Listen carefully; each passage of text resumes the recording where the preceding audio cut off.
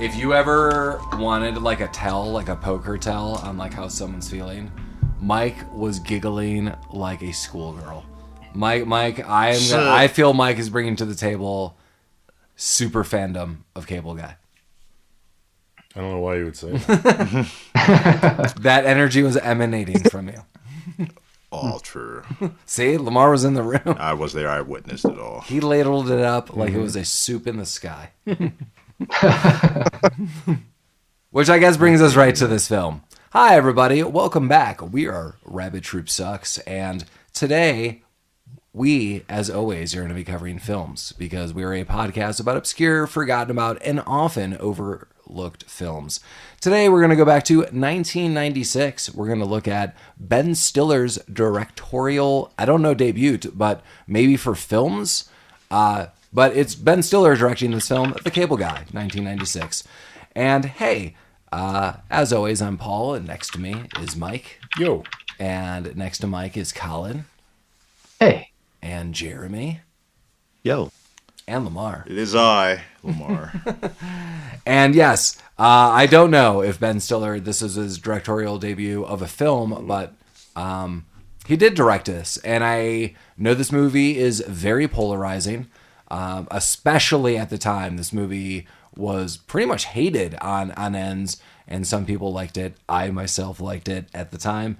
Why was it hated? I mean, because it's why? I think Mike's gonna tell you. I have an idea of why it was hated. And the last time we saw Ben Stiller in all this, a little Tower Heist. So that was fun. Tower Heist 2011. We used it as a Thanksgiving film. But I don't know exactly how Mike is gonna frame it. But my view of why people hated this is it was Jim Carrey. I think everyone thought this was going to be a bananas Ace Ventura styled film. It's going to be zany. It's going to be over the top. Oh my God, what's going to happen? And this movie, for me, is a dark comedy. It is a dark comedy. Yeah, it's about a stalker, straight up, thrown into a world of somewhat witty banter and witty situations here and there. But at the core, this movie's bananas. Jim Carrey, I think, does a great job at what he does here. But I think people really thought this movie would be something different. The one note I do want to highlight, I've said this numerous times, I'm really glad Jeremy is here. Going back in time, 1996. So I've seen this movie many times. And if a lot of you are like, wow, why this movie especially? Is because back when cable would offer films that you could rent for cash money by calling phone numbers and giving credit cards. Wow. It'd be like at time. It'd be like, if you want this movie, $14, but it's like starts at 9, but you got to call us. Yeah. Oh my God. Yeah. I'm glad we're on that list. Yeah. Geez. So I remember our cable company, I don't know, maybe it was just like some promo to do it, gave us like a free movie rental. Like whatever it was is like, this movie will be free. This is what you spent it on? I mean, movie rental? There was like 3 choices, and I was like, heck yeah, like I'm going to do this. And my mom's like, yeah, that's fine. Like, you could use it for this. And I, of course, threw in a blank VHS tape and recorded it. So I now had a copy of The Cable Guy. And it is a copy of The Cable Guy that Jeremy had watched with me on numerous occasions. That just later in life, we would watch this movie for God knows why. Paul committing felonies at such a young age. I know, but Jeremy has an accomplice sharing in on it. That for whatever reason, we would just watch The Cable Guy. And I'm going to throw this out. I moved with that copy. Lamar also watched that VHS copy with me. Nice. Boom. We all have memories of the specific scan lines of VHS into the movies that we watched. Cable Guy. That specific recording, I like it. Yeah, long lost somewhere. But now, I mean, hey, I officially own this movie, and we just watched it by streaming the copy that I own through iTunes. So it's Ben not Stiller's first movie was Reality Bites. Yeah, there we oh, go. wow. He directed Predates it by, Wow. a year or two? 2 years, yeah. Yeah. I've never seen that movie. Same here. I have. I would love to hear what you guys think. Super boring like this movie? Yeah, I was about to say, is it reviewable? If Mike doesn't like this movie, I have no idea what Mike's gonna pull from Reality Bites. Ben Stiller, I find, just he's all right. A director, I like actor, all Zoolander. right. I like Tropic everything's Thunder. he knows his humor. If you're down for his humor, it's fine. I liked every scene that Ben Stiller was in this movie. Well, you can't rein. You can't when you get Jim Carrey into a movie. Like Jim Carrey's gonna do what Jim Carrey wants to do. You don't like rein him in. If you get to be honest, like Jim. So this movie, I mean, ideally is about a kid that grows up without a parent, and the babysitter or the TV is his babysitter. He becomes a psychotic stalker and tries to kill somebody's girlfriend. Like that all is true. But Jim Carrey is going to be like, I'm going to make that scenario funny. Yeah. And I think that's why this movie is polarizing. Well, let me jump into that summary. A designer makes a grievous mistake when he rejects the friendship of a borderline cable guy, which I guess is kind of... Borderline cable guy. He does install cable here and there. There's a lot to be said about this film. You know, the more you was cable really that unsecure during the 90s? Like cable television, like you just fucking go up in a tree somewhere and like you got free cable. Like, what do you mean? Just like what there's a show, like whatever. He doesn't really work for the cable company, but he gave free cable to every Tom, Dick, and Harry in town. You know, he's clearly like a cable savant, though. So he knows what he's doing. Yeah. There's a publication called I think it's called 2600. It's the Hacker Quarterly. They published this is really popular in the 90s and 2000s. They published like little hacks you can do with hardware and stuff. And I believe that was one of the hacks that they published in the late 90s is how to get cable by just going to your little box and fucking around with little I think cable in the 90s was a really outlaw, just Wild West thing where you can just fuck around with wires and do whatever. I think people also sold like cracked cable boxes in like the 70s and 80s. Oh yeah, like there was you could build them. Yeah. I think 2600 even from time to time had like schematics for it. Yeah, they did. Yeah. I was too stupid to put them together, but yeah, if you're nerdy and you love the shit and you can get free cable, just hell yeah. And this Not movie, anymore. This movie, I want to note, one of the trivia pieces I saw, at least on IMDb, was a lot of these scenes were filmed both comedic and dark, and then interchangeably kind of Ben Stiller put them together. So I really question how much we have not seen, or alt versions, or I don't know, anything. That's pretty interesting. Also, the other thing I want to note is the cast list on this movie also bananas. Much like She's All That. Yeah. This cast list is there's a lot of crazy. people. I mean, we have clearly Ben Stiller, who also has a cameo character, but he is the director. We have everyone from the Ben Stiller Show. We have everyone from Mr. Show. So we have Jim Carrey, Matthew Broderick, Leslie Mann, Jack Black, George Segal, Ben Stiller as noted, Janine Garofalo, Andy Dick, David Cross, Bob Odenkirk. Those two had zero lines, and they were the funniest people in this movie. Well, I mean, like those two humans are the funniest actors that were in this movie, and they did not get utilized. That's very true, and that's unfortunate. I mean, maybe there's like a bunch of other like alt scenes. I really wonder. Well, if these were the scenes that made the final cut, then presumably the alt scenes were not quite as good. Yowza. Well, wasn't there a Simpsons joke in all of this when they go to Planet Hollywood? Wasn't like the script of the cable guy, and they're like really I can't remember the joke, but I think you're right. Yeah, really angry about all this. Well, basically the story is Steven, who's played by Matthew Broderick, he asked his girlfriend at the time, Leslie Mann, to marry him, and her name is Robin, and she said, I want you to move out, and she thinks he's going too fast. We learn very quickly that he's really stressed out. He's, I don't know, kind of just like really stressed, and I think like a rigid guy. He's a whiny little bitch throughout this entire movie, Matthew Broderick. Yeah. He is though. He's just. I don't disagree, but I feel he plays such a good straight man throughout the majority of this that I don't disagree with what Jeremy says. Like, I don't really like his character. But I don't either. It's like I didn't care about his character at all. But his reactions are kind of similar to how I would react maybe during some of this. Like, very directly, I mean, the cable guy comes and we'll get there. But, the cable guy starts asking questions personally. He's like, not that I want to discuss it with you. I'm like, yeah, no joke. But yeah, we'll just jump into it. So Matthew Broderick's living in a new apartment, and, his cable reception is crappy. He calls a cable company, and they're going to send out someone. He is hours and hours late outside of the window. That going back in time is, I don't know how that works now, but that is definitely, I think, somewhat outdated. I mean, the last time I ever got cables, like, it will be in this quadrant of the day, like morning. Yeah. They'll give you a window, most things. But I think the cable companies, and this is mid '90s, were renowned that it would be like, yeah, we'll say we'll be there like between 9 and 10, but we'll be there at 7 at night or the next day. Good luck. So Matthew Broderick's waiting around all day, eventually gets into the shower.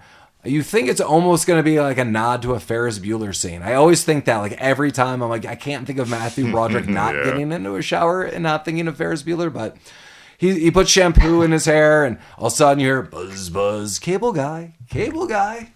Yeah, and he's aggressive about it. He's banging on that door. Yeah. This isn't, like, going back to the cable, in the 90s, you guys were getting cable. That was about right, a 2 hour to 4 hour window. Yeah, I mean, honestly, it's still like that now. Yeah, now it's a little easier, but I remember back then it was a 4 hour window specifically. It's just like 4 hours of your day just to be available for a cable guy. Just seems kind of just. Yeah. I don't know. Last time I had Xfinity out to my house, they gave me it was a 3 or 4 hour window. Did they arrive in that window? They arrived at the end of it. These days in 2024, what the hell are they coming to your house for anyway? There was an issue with the wiring from the pole to my house. All right, that's why. I did tell Lamar, one of the first times I ever got cable, that the cable guy was hours late. It was like 100 degrees that day. It was super hot. I was living in a very small apartment. The cable guy came, and I was like, cool, dude. Like, it's like really late. Guy was super nice. He's like, listen, the whole install is going to be free. You're going to have to send this in. We're going to take it off your bill. I'm really sorry. And he was really nice. I was like, dude, no problem. Like, it was just nice that he was nice about it. It's like, man, like, I was waiting for ages. And he, like, gave me this form. And then I was even like, hey, man, like, I know it's like 100 degrees. This was like a cable guy moment. So I straight up could remember even the soda itself. I was like, here's a Mountain Dew. The guy sat down. He's like, let me install a couple things. And he did something. And then he cracked it open. He's like, dude, I really appreciate this. Like, you would be surprised like how much like people wouldn't talk to me, or it's a hot day. I was like, yeah, dude, it's like 100 degrees. And straight up, he then just put down the controller and talked to me for the next half hour. I was like, oh no.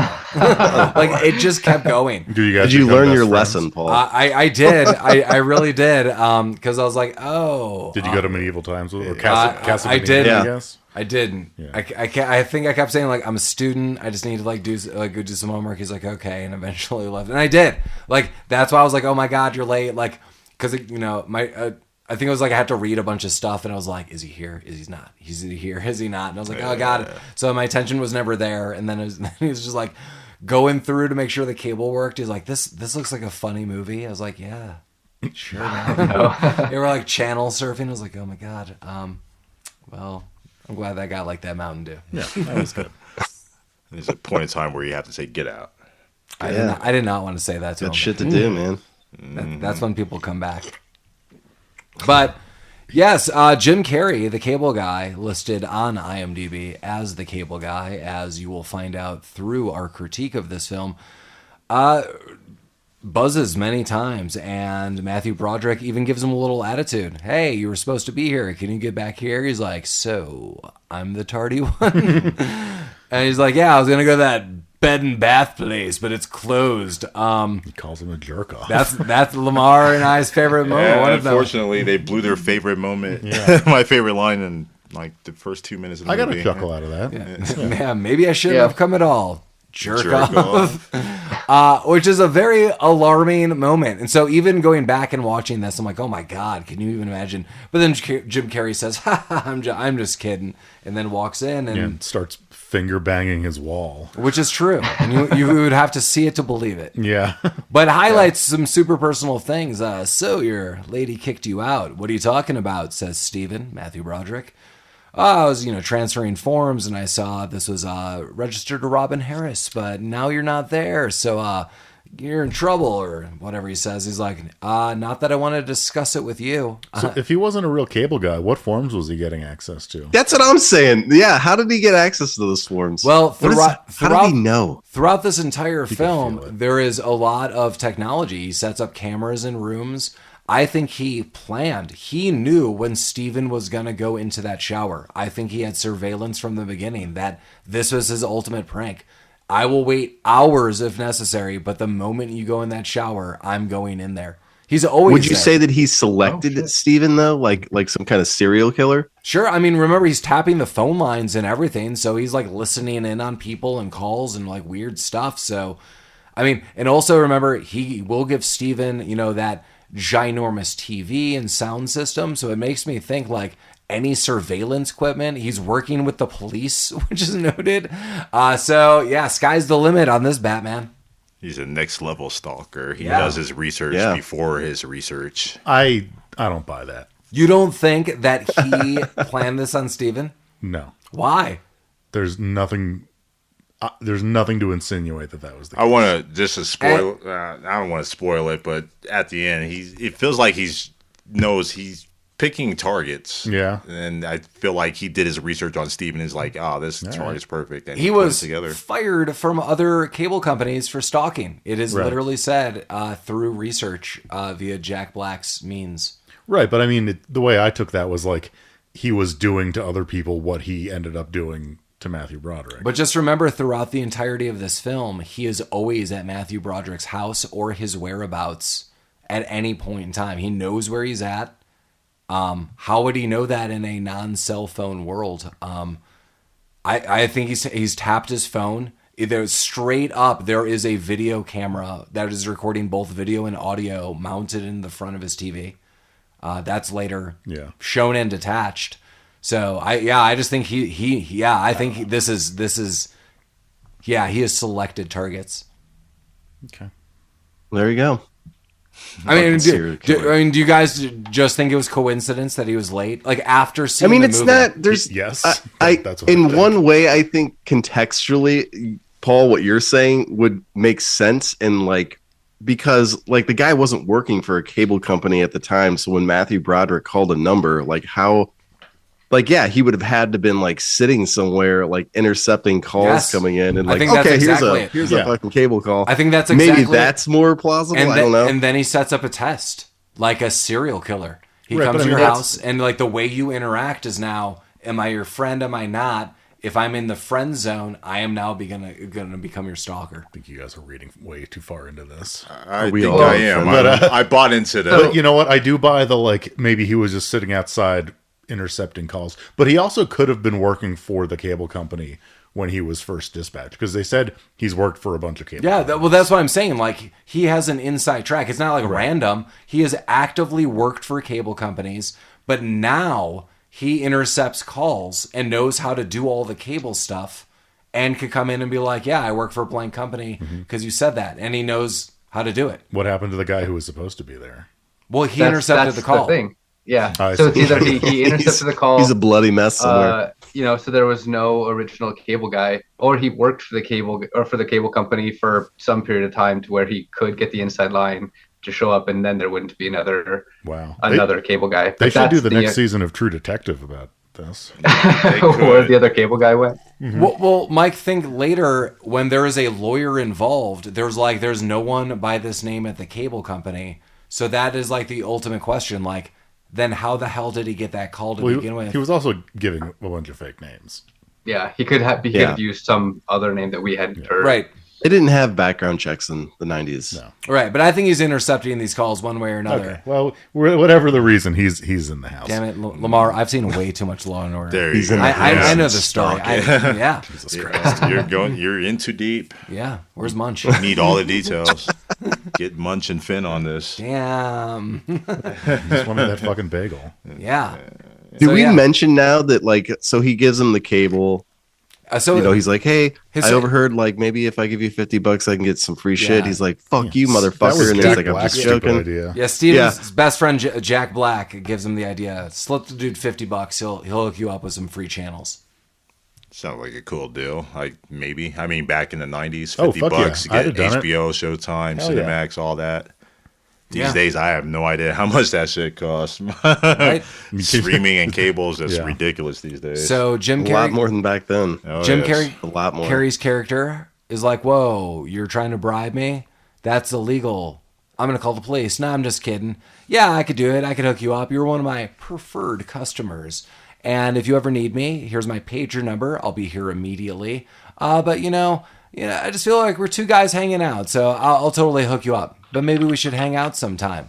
And this is the lens and the real start that Jeremy noted when we talked about this movie off air ages ago, how this now movie should be watched.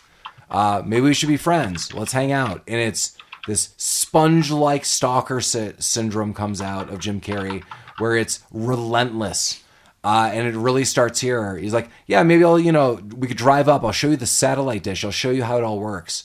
And Matthew Broderick, you should not get in the car with this man, Matthew Broderick. No way. What are you doing? No way. What are you doing? Well, he tries to get out of it, but he kind of fumbles it a little bit. And that's the thing. That's where you see the glint. That's is the he's start. A whiny little bitch. Yeah, because he's kind of a dipshit. Well, Jim Carrey's like, what are you going to do? Stew over, your breakup? He's like, no. He's like, maybe. He's like, then I'll see you at 6:30 and does it.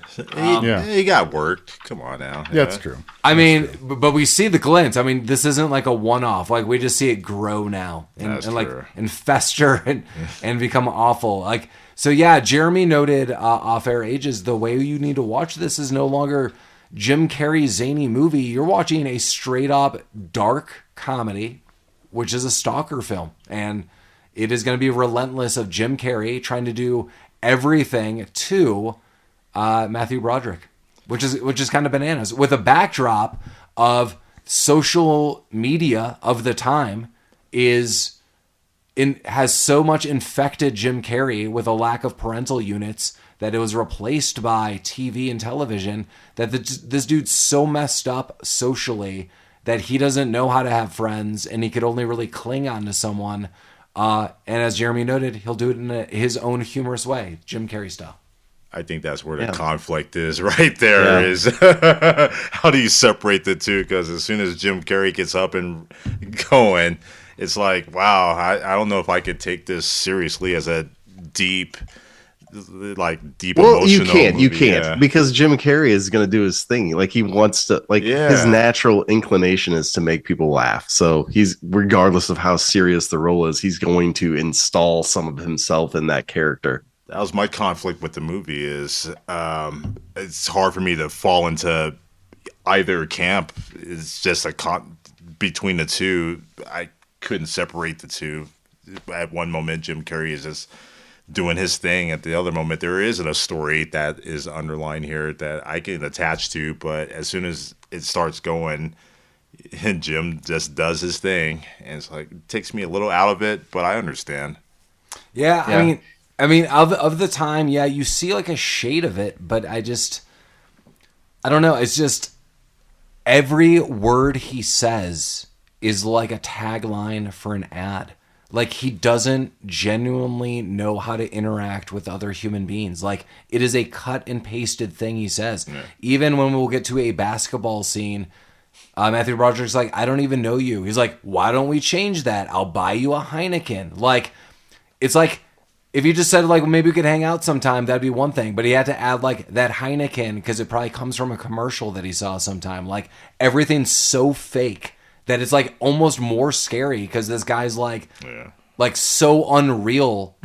You don't know where he's coming from. It could be, I'm a sweet, gentle person because that's the movie I saw that day, or I'm a stalker, or I don't know. He just says like crazy stuff. Like, and some of the stuff that he does, like, if in reality these things happened, I mean, clearly we would have all called the police. Like, that's the part that gets me out. Like, people are not calling the police from the get-go. Like, you're all adults. Hell no, you call the police immediately. But if he was doing some of that stuff, I mean, that's like next level craziness, which is kind of fun sometimes as a viewer. I guess I'm the voyeur. It's the sort of reality TV. Mm-hmm. They got me. I mean, I can't get past this cable guy was in my house this afternoon, and now at fucking 8 p.m., I'm in some deserted road up by a giant satellite dish in the mountains with him. That was really bizarre for me, too. I wouldn't have done that. Jim Carrey does accurately predict cable internet, though. So that's something. Oh my God, I have that in my notes, Mike. Yeah, I was like, Jim Carrey literally just fucking described our society. Yeah. I mean, nailed it. Credit where credit's due. So I feel, Jeremy, although you're saying this, and I agree with you, I'm not getting in the van with this guy. Part of me is like, okay, these are two adults. And you just didn't. Because I'm an adult. I am an adult. I do not get in the fucking van with this guy. I own the van. But 96, I'm just like, you just don't hear about all these like serial killings and these like weird things happening in abundance as we do now. So like, I agree. This is an extraordinarily improbable, but like some dude just being like, I'll just show you like this place and we'll just grab a beer sometime. I feel that yes, improbable, but the chances of that happening are way more likely in 1996 than they would be in 2010 and above, 2020 and above. Right. That's because everyone isn't listening to fucking true crime podcast all day. Yeah. And people sometimes just want to hang out. Yeah. Another dude's like, hey, you want to come out to a satellite dish and drink beers? Right. Yeah, sure. He's totally has to do guess that's true, yeah. Totally has to do the mental calculation too. Like, how do I get out of this the fastest way possible? And with someone who's clearly been so unhinged. Yes. Maybe just going with the flow for a little bit is the right path. That's fair. The only way out is through, Collin. Well, and they do bond a little bit. Yeah. It was a sweet trip. That's a cool satellite. Yeah. Right. I mean, so like, honestly, there is something to be said. Like, genuinely, if someone's like, I have this sweet tech, you want to see it? That did look like a dope satellite. I wouldn't have laid on it. I also, every time I now see this movie, I'm like, there are beams floating through. Right. This is not. Is this thing on, or like, do I still have genitalia after this? Why is my beer boiling? Right. But yeah, they do totally bond. They crack open a couple beers and they bond about like their own childhood. And Steven highlights, my dad was there, but he was working so much it wasn't like it was like he wasn't there. Jim Carrey's like, oh yeah, and then he goes into like a brutal story of like my dad coming home and showing affection was with like a boot to the face. It's like awful. But we'll later learn that all of these are piecemeal things from movies, TV shows. Like nothing is real at any point in time. It's like, it is exactly the Scrooged moment where Bill Murray is trying to highlight that he had a real childhood. He's like, no, I hit the winning baseball game. They're like, no, man, that was like this. And he's like, what about the homecoming scene? I was like, it's on like Little House. Yeah, that was Little House. It's like, what are you talking about? Yeah, that's Jim Carrey. He's so absorbed by this. So the message of this movie is awesome for me because I feel Ben Stiller was like, cable and these shows and reality TV and all of these things that don't really mean much. Like they look at what is very similar to the Menendez brothers killings, the Stan and Sam Sweet trial, which is Ben Stiller and Ben Stiller. And like, awesome. Yeah, and awesome. That is like a thread throughout, but it's just highlighted that all of this doesn't mean jack shit. Asian. Oh, that's going to get to be my favorite moment of this, of this whole movie. And then, that none of this means jack shit in reality. And then just, oh my God, imagine 2024 and above, like social media everywhere. Everyone's absorbing media constantly. Like no one could get away. Cable guy times 1,000. Like this is... We're contributing to that, Paul. Well, of course. But like, I can't imagine if we talk to Ben Stiller and the writers of this movie, one of them is Judd Apatow. That we were like, hey, Judd Apatow and Ben Stiller, like, where do you see the next like 30 years going? I do not think they would have thought it would have gone in this direction as extreme as we are. Like if this was like the view of the movie. I don't know how everyone feels about that. Just now we hear all the psycho killers and people are like, I followed 50 like celebrities pages and I went insane and jumped through their house. Like, what? It's crazy. It's all craziness. There is a lot of craziness. I just want to Jeremy, to note, I just want to, my contribution is just film. Don't jump through our windows. I don't know these people. Always good advice. If you have a beef, take it up with Ben Stiller. Directing all that beef to Ben Stiller. That's fine. Through Rapid Troop sucks. Reach out to us. Except Ben Stiller, don't reach out to us. Ben Stiller would be like, Paul, I'm not going to be on your podcast, but please stop all this email coming towards me. What's all this hate email I got from you? I was a happy man.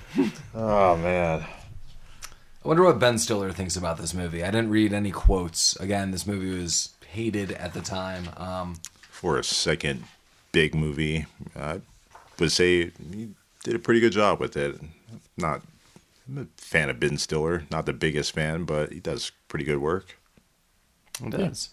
Wasn't this when Jim Carrey got this role? Wasn't like it the highest paying movie role ever? He got $20 million. Holy fuck. And it said Matthew Broderick got 2. Yeah. Well, he was a whiny little bitch. The balance is off there a little bit. Yeah. Well, they do bond at the satellite dish, and then they do go home. And on the way home, I think this is really nice. I mean, there are like kind of some sweet moments. Jim Carrey was like, you know what? I have an idea for you to get back with Robin. And I think this is a really sweet moment. He's like, you know what? Sleepless in Seattle is going to be playing on like Tuesday. Why don't you invite her over? I'm sure she would love it. And Steven goes, oh my God, Sleepless Seattle? She loves that movie. It's her favorite. What does Jim Carrey say? He says something like, he's like, she loves that movie. And he's like, they all do. And then gives Matthew Broderick the weirdest smile on the face of the earth. And it's almost like he wants to kiss or embrace. He does a little bit. Or, I don't know, be pet on the head. Like, he just turns to like goo. And Matthew Broderick, my favorite part, as I noted to Lamar and Mike, was he nods a little. Matthew Broderick like assesses the situation. I could tell he's running the lines in his head, and he just goes, okay, goodbye. And just like you could tell that was the best case scenario. I'm gonna disengage by telling this man I'm leaving, and he leaves, and that's where we're at. Is this the where they go to play basketball? We do. Yes, it is indeed. Okay. Yeah, we do get some basketball. I was gonna say, well, what is the order of events? I think it's basketball game, then Sleepless in Seattle date. Yeah, is the order, because during the basketball game, so the cable guy crashes Ben. They're having like a pickup game at like some YMCA or some shit. Yeah, Steven and Jack Black are playing pickup basketball with their homies, and Chip shows up. I do want to note when they last parted ways, Steven does ask his name, and he's like, "Oh, you really want to know my name? It's Ernie Douglas, but my friends call me Chip."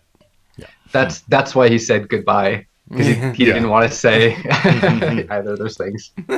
Chip Douglas. Yeah, Chip. I don't know if I had any name, I don't know if I'd tell people like you can call me Chip. I mean, I've been calling you Chip off air for years. Chip Pinson. Chinson. Chocolate Chinson.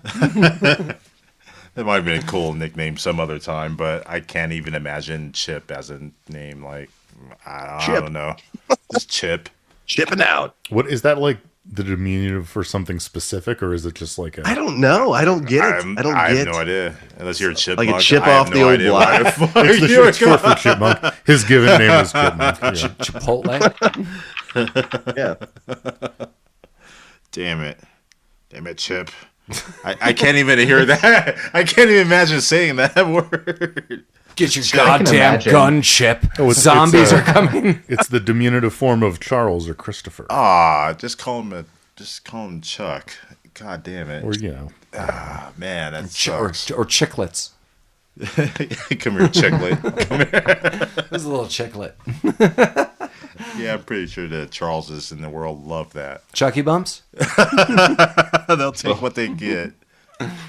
Well, Chip fucks up this basketball game, man. He ruins everybody's He really day. does. Yeah, it's that one of those old. Second time we get Filter. Last time with I do love Demon Knight. Demon Knight. Oh yeah. Mm-hmm. That was a fun time. I like this song with the combination of what's going on. Yeah, this song slaps. The song slaps in general. And he's a pretty good basketball player, to be honest. That sick dunk off of Jack Black. I was measuring everything that he was doing. All legal moves. Yeah. No illegal screens. No fouls. He was doing all perfect. Well, that's the thing. Like, again, so this scene is zany, but it's also psychotic. He shows up. Oh, you guys play here too?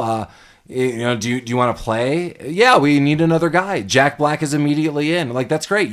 Steven? Cool. Even if it's just like acquaintances, we need another guy. Everyone just thinks, you kind of probably know the rules of playing basketball. Don't get too aggressive, like right off the bat. You don't know these people. It's kind of a friendly game. You're at the gym. Jim Carrey, kind of whispers to Steven, I want to be on his team. I do like this moment. He's like, how did you two guys meet? Like, I installed his cable, just a routine install, but I feel we hit it off. We've known each other our whole life. And Jack Black, very sarcastically, how sweet. And then he's like, you'll be on my team. He's like, no way, I'll be on Steven's. And Jack Black is immediately put off, which I don't blame him. He's like, I'm really good. There's a lot of scenes, feed me the rock. A lot of, can't get past me, White Shadow. So there's all these TV shows and movie references. To kind of go along with the super paranoia at the beginning, do you think Jim Carrey bribed the guy who took a fall? Oh, and so the whole reason he was able to even join the game is because someone else got hurt. Maybe he was there and knew when he got hurt, so maybe he was like, "Hey, you take a fall, let me get in on this game." Colin's deep thinking. Was it like maybe it was like a Nancy Kerrigan sort of thing? Yeah, threw a couple tacks on the court. Yeah. Like, my foot. Just go to floor tacks. Mm-hmm. That happens. I was thinking more along the lines of like, "Hey, if you can sit this one out and let me play, I'll give you free cable for a month or something like that." There you go. Yeah, there's probably a ton. You have the ability to give out free cable in the 90s. You were God. Honestly, great observation, Colin, because this really does ramp up. Like, you really do see that, unlike planes, trains, and automobiles where, there are allusions to shower curtain rings getting you everywhere, Jim Carrey is actively using cable to get whatever he wants. Like, the police are in his pocket because he has given the police free cable. So Colin's saying, like, could he have given a dude like $100? Well, he's going to bribe like a bathroom attendant later with like a $50 bill. So sure, I'm going to buy 20. It. That's how much you can get a bathroom assistant. Yeah, they don't cost much. 20 attendants. But right. Yeah, you're right.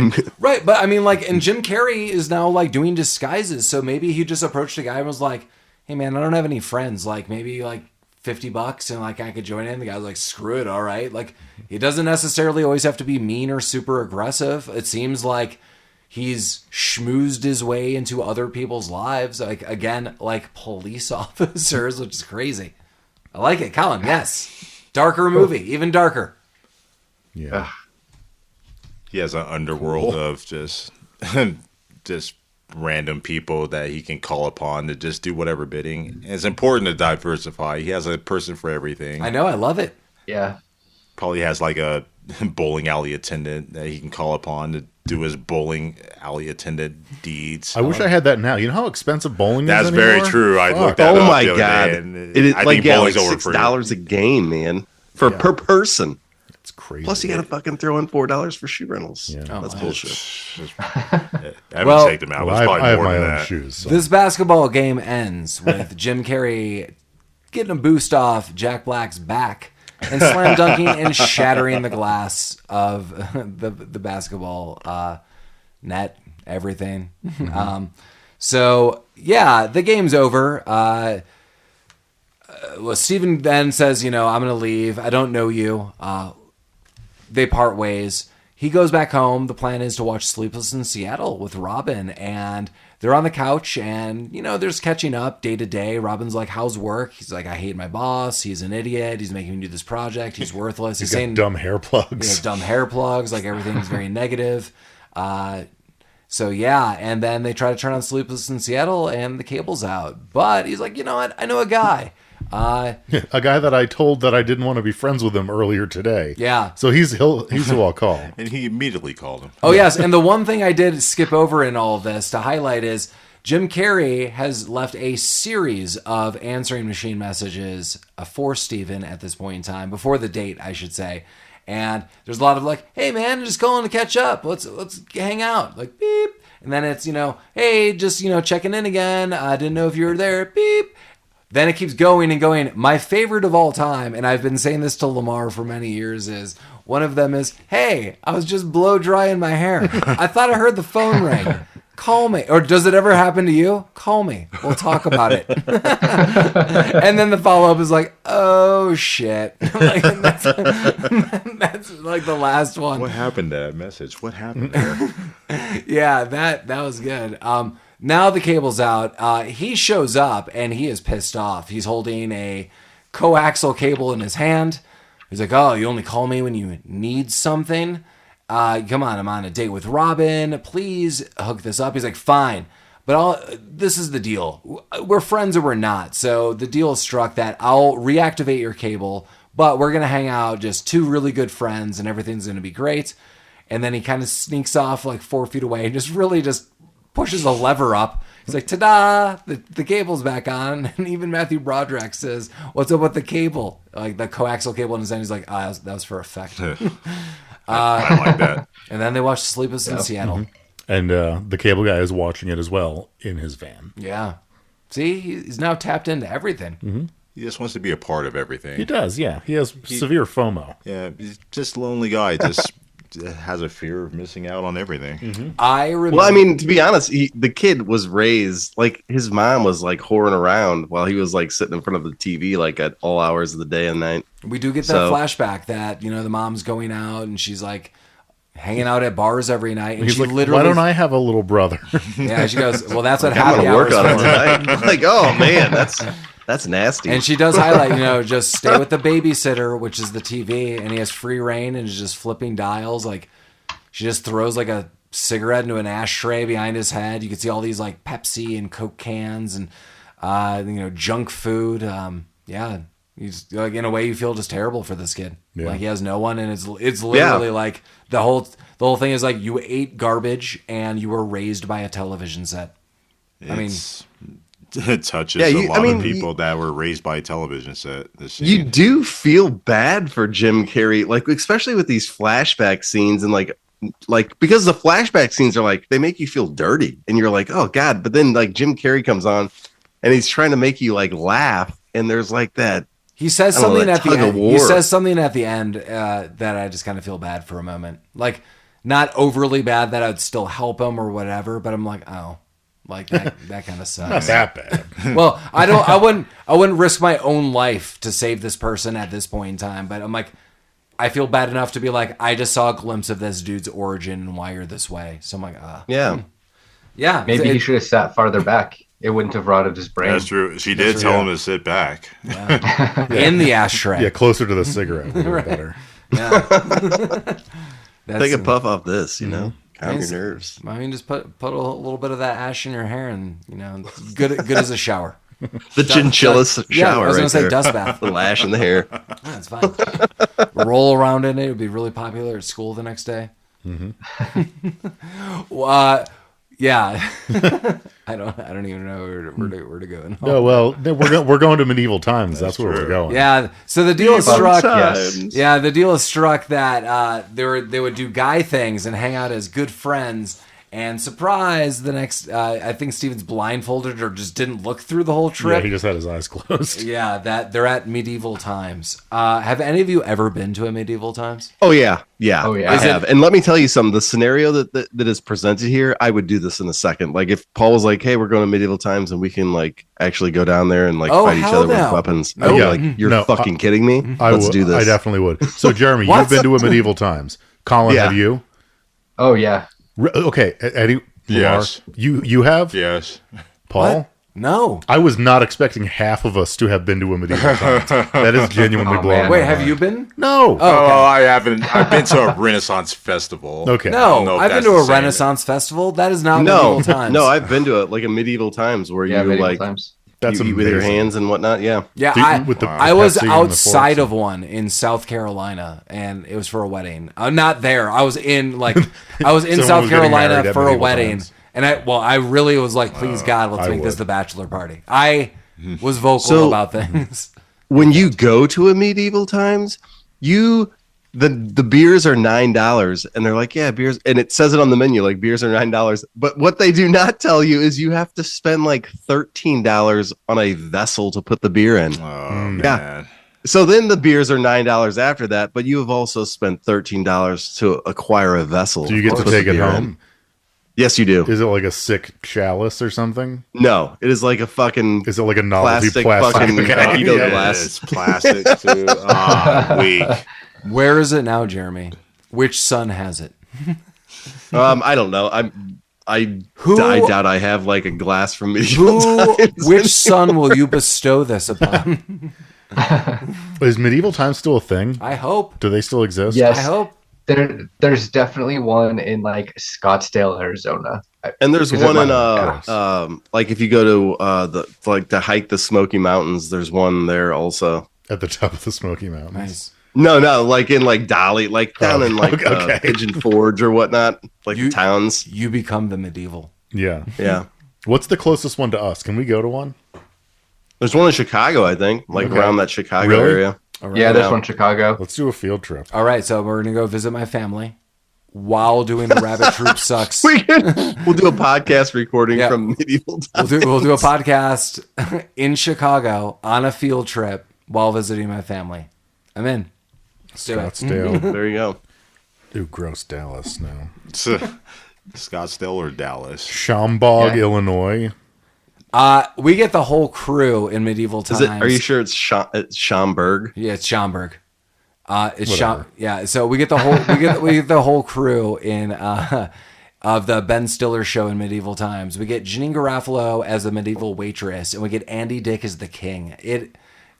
Many great lines are here. So Janine Garofalo comes around and highlights the ethos of medieval times.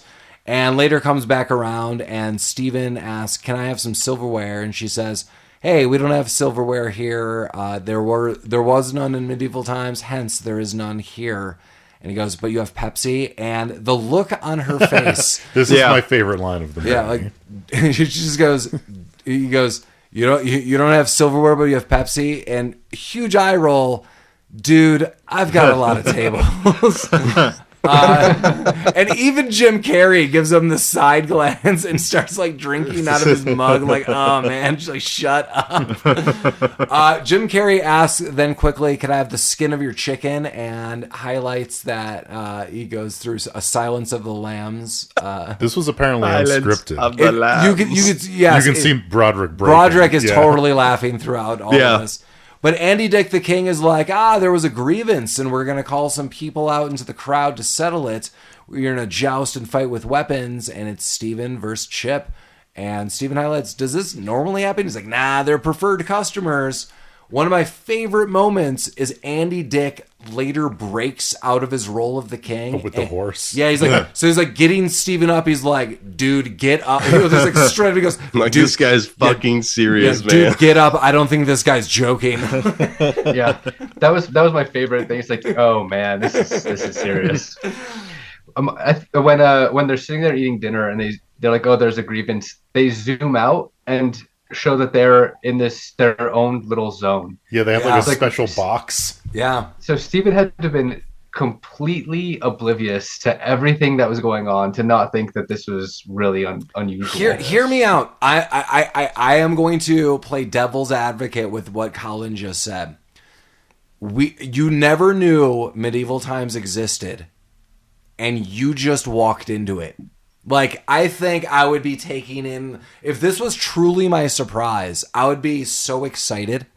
Oh, there's like a whole thing before you can even go into, like, the area where they were in. Like, before you go into, like, the sit down and watch the show and get your dinner, you have to spend, like, 30 minutes out in this, like, waiting area. And, like, the actors come out and, like, interact with you and do like a little mini show out there. It's fucking a whole thing. I'm Todd Merlin, and I will be your wizard. The wizard named Todd. My name is Jimmy Percival. Jimmy Percival, indeed. I'm Chad. Chad the Paladin. The Red Chad Knight. Lancelot.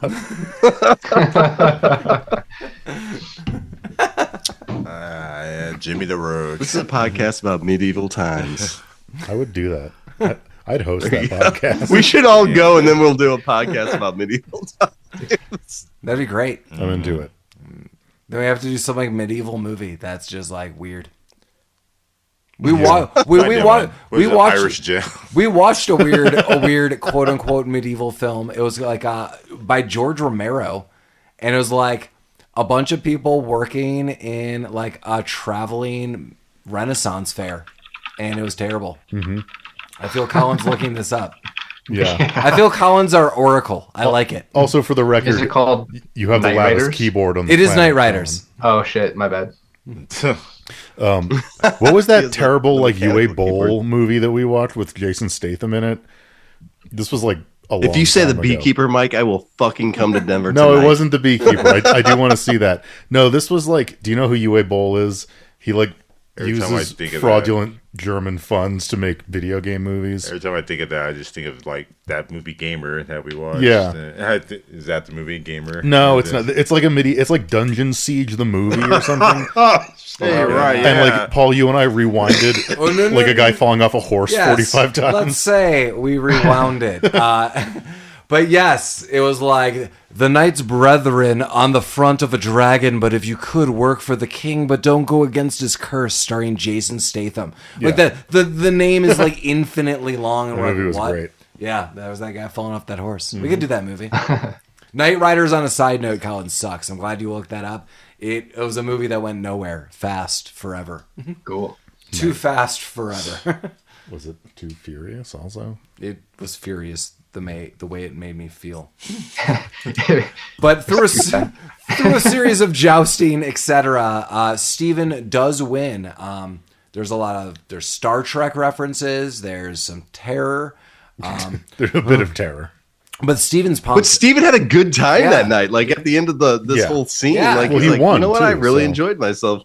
Yeah, it's kind of like iffy. Did Jim Carrey like really lose on purpose? Because he is winning throughout. I'm gonna give it to Steven that maybe Steven did really win. But yeah, Jeremy, you're totally right. He's super pumped. They're like, yeah, this is gonna be great. And so Jim Carrey kind of just walks in and helps himself to a drink in Steven's fridge. I don't think that's like out of line. They seem to be friendly enough now. No, And that's he's like, pretty normal. yeah, he's just like gets a water or a soda, but he's like, hey, I got you a gift. And Steven looks. This is where it gets like, yeah, Extra. this is like the realest part of the movie because, like, Steven's like, yeah. So explain it, yeah. Yeah, and I also want to note, Jeremy, when we were talking about various upbringings with the TV and the flashbacks, one of the flashbacks he had was like, play Misty for me, which is Clint Eastwood, all about a stalker going after him. Like, there's a lot of allusions. Like, where did he learn these things? Like, did he learn it from that movie? Did he learn his wit in one-liners from other films? So it's like The Matrix, almost. Like, every movie and TV show, like, he downloaded, and that's his personality, and there's, like, really nothing there that's, like, really him. Or you see, like, maybe him try a little bit, and that's kind of the sad thing.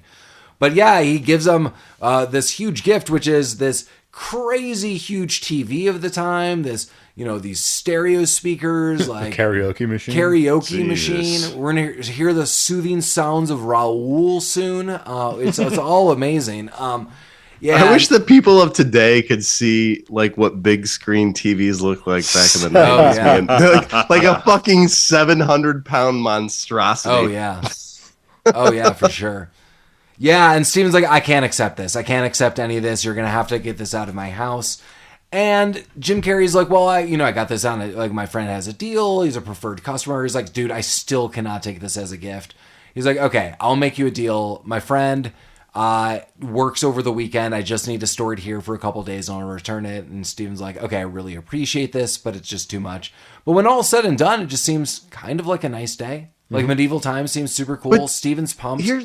Here's the thing though, like Steven should know, like a cable guy like has access to this type of equipment, stores it in, like things aren't adding up, Okay, so Jim Carrey gives him all this equipment and says, my friend's gonna pick it up. But then later there's a scene where Jim Carrey is calling on the phone. He's like, yeah, I got in touch. I was like, why is Jim Carrey in a car? Why do I have this written down? Jim Carrey's in the van. He's like, hey, I got a hold of my friend. He's definitely able to pick it up over the weekend. And Steven's like, that's fantastic. He's like, but let's have a little fun with this equipment. We're having a party before we bring it back. Steven's like, no. He's like, yeah, you're totally going to have a party. So, I mean, they're friends enough for this to happen. I mean, there is a little bit of a bond. Still an odd friendship, man. Oh, Still yeah. It's odd, but yeah. Yeah, I mean, I totally agree. But, I mean, to one extent, I just think it's, I don't know, like two kind of lonely guys who are just like, I don't have a lot of friends, I work a lot. That, again, at one level, I mean, we clearly know there's a lot more to it than this. But, yeah, I just feel this can never happen in modern times. I totally agree, Jeremy. It's but still in medieval odd. times? Oh, well, yeah. Maybe. Anything's possible Anything in medieval goes. times. Hey, get on the horse, buddy. I don't think he's kidding. Somewhere... And now we're at a karaoke party. Well, somewhere, I think before the karaoke party, doesn't he have a conversation with the girlfriend or the ex about how she's going on a date? It's at the karaoke party. That's right. Okay, it is at the karaoke party. That's right. He goes to the other room. Like, the karaoke party's happening. The neighbors would have loved this party. My thought is he might be even asking her. Like, my thought, he did. Sure. Like, he didn't. But maybe this is the attempt, like, what are you doing? Crazy enough, I'm having this karaoke party. Where it's like, hey, what are you doing? You're going on a date. What? And let me just mention that the karaoke party is filled with geriatric people. All right. So this is my type of karaoke That's party. who he knows. I can fit in with these folks. Like I can outdrink them. Jeremy, this is hilarious because as soon as the scene popped up, I looked at both Lamar and Mike and said, I would totally go to this karaoke party. Yeah. And it wasn't They love it. Fuck yeah, dude. You're like the king of the party there. If we had a karaoke party, it would look very similar. This would be fantastic. This is... Why are you not having karaoke parties? Well, I don't have the equipment. Someone's got to get it for me. Well, just for the week. Yeah. And then your friend could pick it up on the weekend. Yeah, this karaoke party's lit. I love it. Yeah. Doyle McPoyle's there. Yeah. Yeah. And a very attractive Russian prostitute. Whatever. Yeah. Normal party stuff. That would have stood out to me right away. Like, you've seen all these geriatric people, and you've seen this one woman who's absurdly attractive among all of them. And it's like... He said they're all preferred customers. Yeah. Red flag should have went off right away. It should have. But it did not. And even Rick is there, who is Jack Black. Like, everyone's there. Yeah, he leaves, though. He doesn't like this party. No, they have a weird conversation, which is also highlighting the stalkerness of Jim Carrey, where he is intimidating Rick, where he's like, he's moving beyond you, Rick. He's outgrowing you. Like, he's saying this stuff because Jim Carrey wants to be Steven's one and only friend, which is crazy. All stalker. It is pretty crazy. Yeah. But I'd still go to this karaoke party. Definitely. The musical number was too long for me. Oh, yeah. But Jefferson Airplane's number? I didn't need a full Jefferson Airplane song. But you got it, buddy. But we did. We all got it. And it was fine. But Broderick's been, what's his name? Steven has been making eyes at the one attractive person at this party, and they end up kind of going back to his room for a little hookup. She's giving him what looks to be a pretty solid head massage. Yeah. And Jim Carrey breaks in and has been taking Polaroid pictures all throughout the party. Which is used. Yeah. Usually in a movie like this, you get like a sex montage. This is all just head massage. Oh, yeah. Mm-hmm. Yeah, and Matthew Broderick is super into it. Well, it looked pretty pleasant. It looked good. Yeah. Yeah. I would take a head massage if I could get it in that fashion. From a Russian prostitute. Let me ask Jeremy a question. Well, Jeremy and Mike seem to have a preference for blonde women. What's your views on Leslie Mann? I love Leslie Mann. I don't like her hairstyle in this movie. Okay. Yeah, it's 96, sure. Yeah, she's very attractive. Isn't she married to Judd Apatow? Judd Apatow, yeah. I believe the trivia is they met on working on this movie. Judd Apatow was one of the writers. Yeah, I like her a lot. I do think she's attractive, sure. I like her as a character actor. Fucking French toast. French toast, yeah, 40-year-old virgin. Yeah, I think about that. My wife and I were watching The Cable Guy. I have such a sweet spot for Leslie Mann because she is the teacher in Freaks and Geeks. And she plays ultimately this very compassionate and sweet role for one of my favorite characters. So that's always the view I see her in. And also in all the Judd Apatow movies, their daughters are in, and they both act. So you've actually got to see her as a real mother. So I don't know. She just seems like a cool person. So I love her in this movie. It's cool seeing. I don't like her hairstyle though, Paul. I don't like it. I mean, I don't know what to tell you. Yeah, we can Photoshop it out for you. I'll let her know. I'll let her know to erase that '96 haircut. I'm sure she'll be pleased. Jerk Podcast wrote me the other day. Where are we? That you really threw me off with that. I know I started with the tangent, but you really threw me off with that.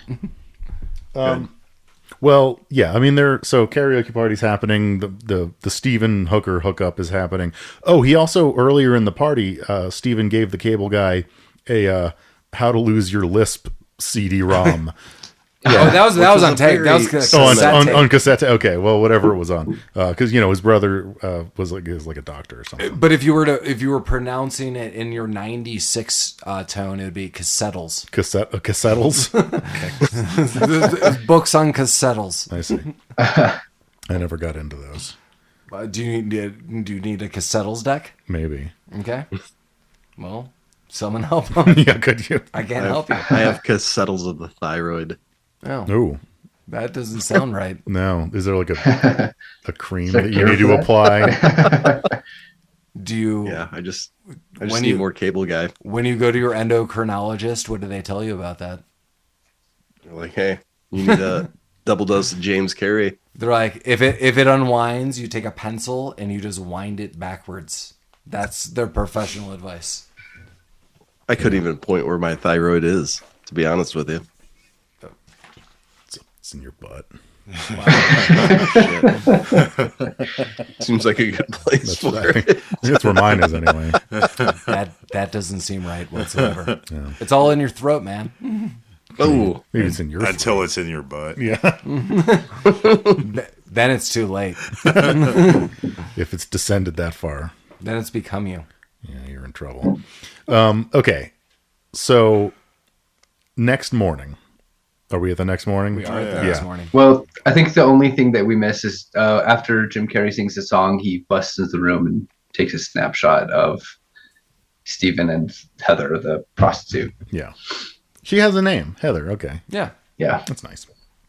So the next morning, Jim Carrey's there, he's making eggies and bakey or whatever the fuck he said.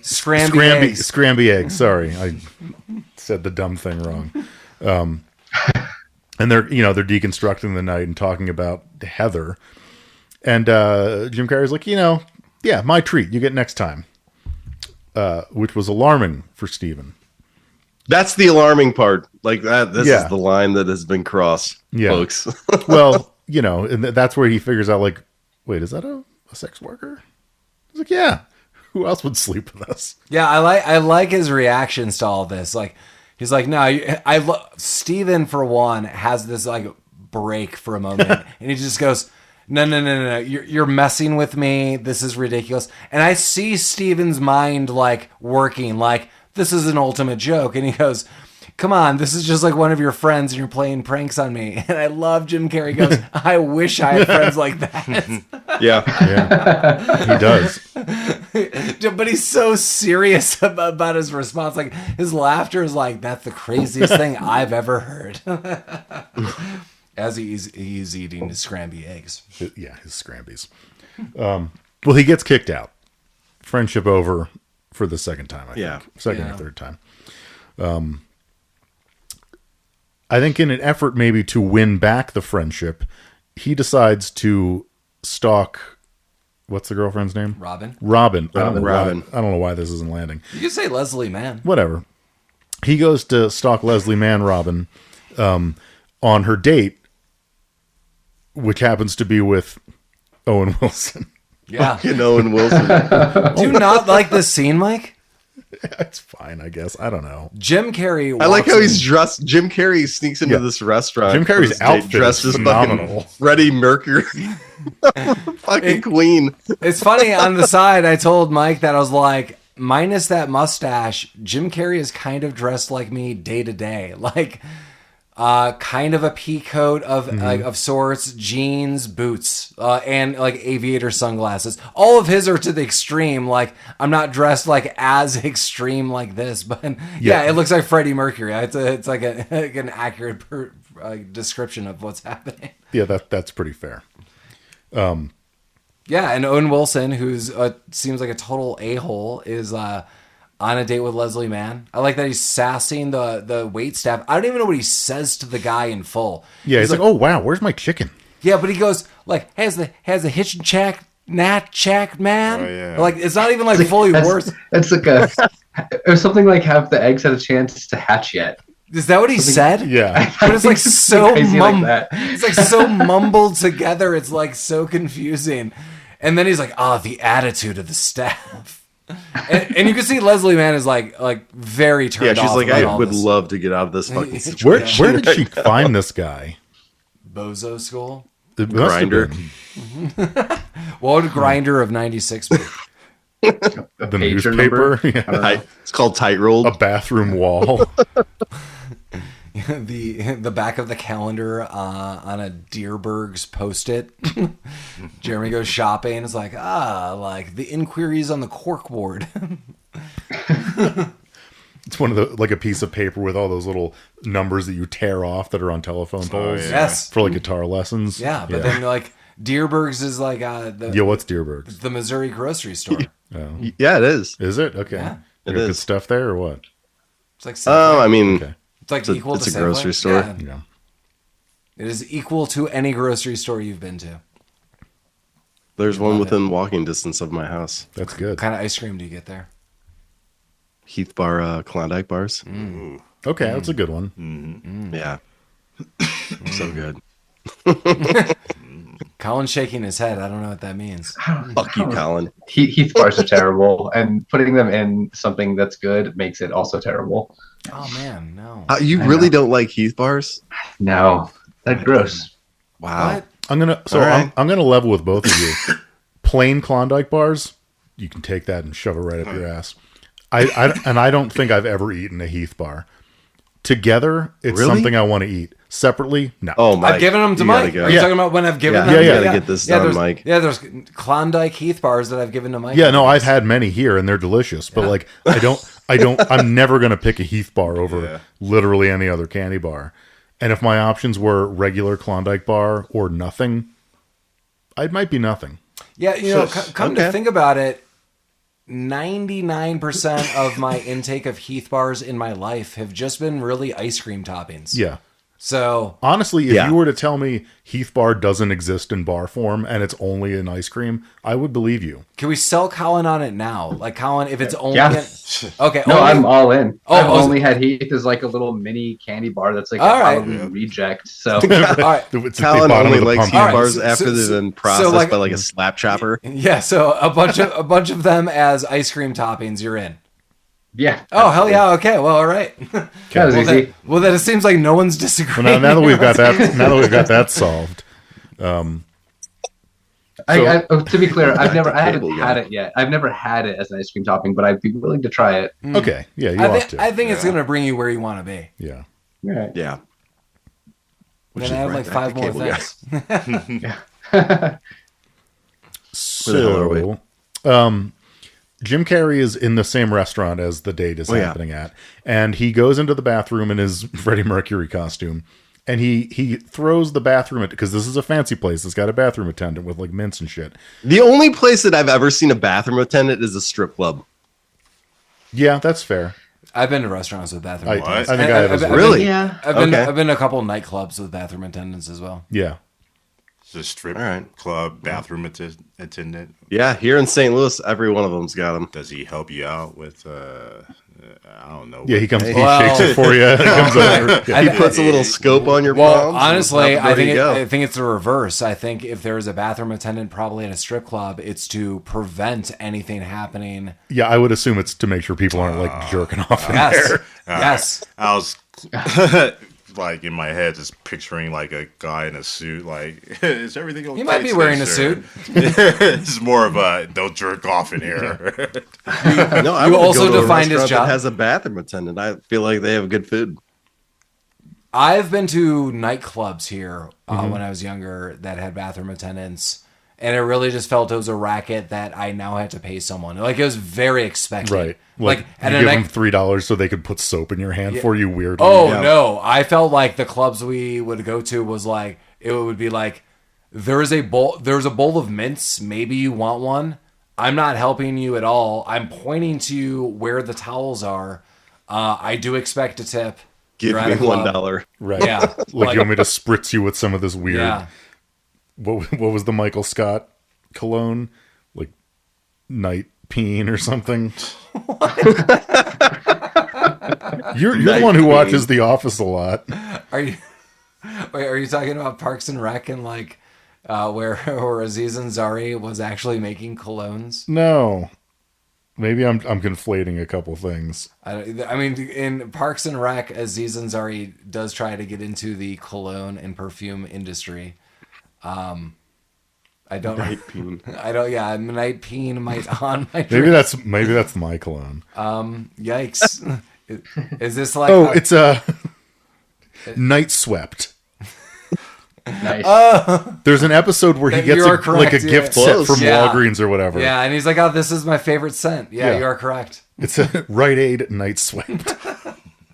Okay, What's the fragrance that you need when you get swept away by the night peen? I'm not crazy. There was... you gotta watch out for that night peen. Well, I have a story. There was a guy that went to school with Jeremy and I cannot remember his entire name. I'll say it off air, Jeremy.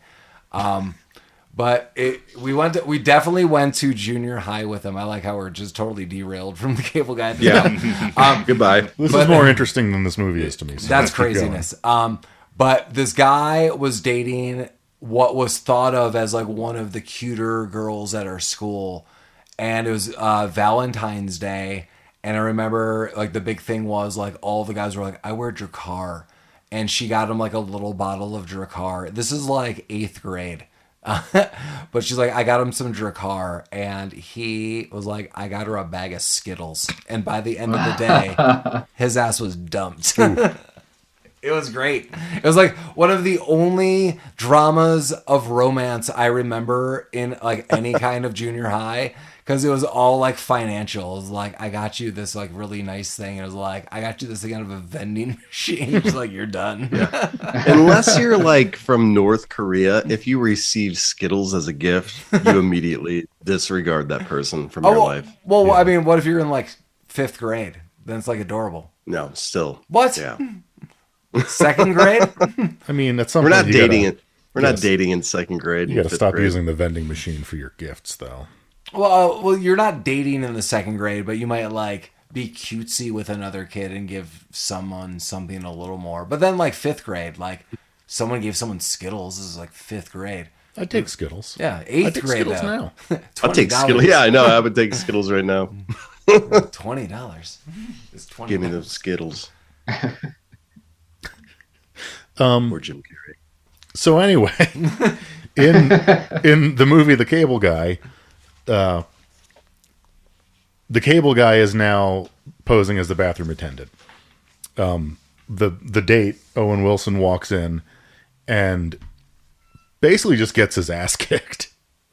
Yeah. Oh yeah. Like big time. He's getting swirlies and I Mike, the fact that you're like, this scene is only okay. Jim Carrey is amazing in this. I don't remember all the like the words he's saying. I didn't write like all the dialogue, but Owen Wilson goes to a urinal and Jim Carrey like kind of snakes his way over and starts asking these like ludicrous questions. And then he's like, ha ha ha, like laughing at his own jokes. Like you could see this dude is like unhinged.